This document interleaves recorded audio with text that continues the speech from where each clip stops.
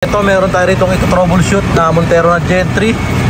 Problema na ito mga bossing is merong kaldag and shift shock. Ayan, lakas ng kaldag na ito mga bossing. Ayan nakalagay is transmission service required and may check engine siya mga bossing. Iniskan natin. Ito ang nabasa mga boss. Shift solenoid. Ayan. Marami possible na pwedeng panggalingan to. Pwedeng ECU ng transmission.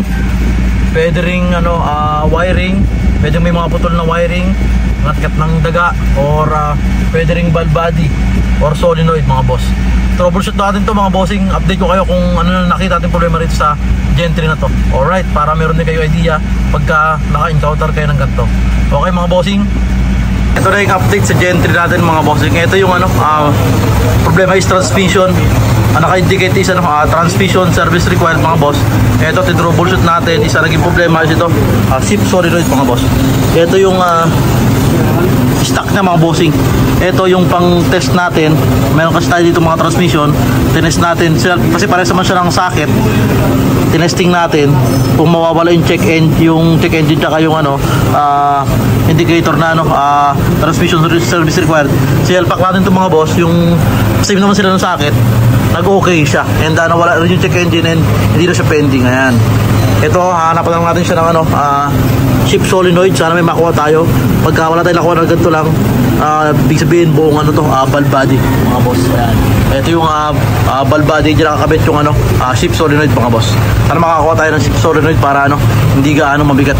Okay, at least nasolve natin yung problema. Nakita natin kung ano yung problema ng transmission ni boss. Alright, ito na yung update sa ating Gen 3, yung merong check engine, transmission na service required mga boss. Pinalta natin ito ng valve body. Problema nito is yung shift solenoid, kaso wala tayo makuha shift solenoid, kaya buong valve body na ang filtran dito. Ayan mga bossing, medyo mahapdi nga lang ang presyo. Alright, test strip ng mga bossing. Ito wala na siyang wala nang kaldag. Ayan hindi na rin bumalik yung check engine. Problem solved mga boss. Ayan dinala sa atin ito nakaraan, ang lakas ng kaldag nito tsaka shift shock. Ito all goods na mga boss. For release na ito mga bossing. Ito yung valve body na pinalta natin mga boss. Ito lang yung problema niya, kaso wala tayo makuha ng shift solenoid, kaya nagpalit na tayo ng buong valve body. Alright mga bossing, try na rin tayo maghanap ng surplus, kaso walang makuha. Para sana makatipid, kaso nga lang wala tayong makuha. Kahit sa planta wala rin tayong makuha shift solenoid lang, kaya buong valve body na pinalta natin.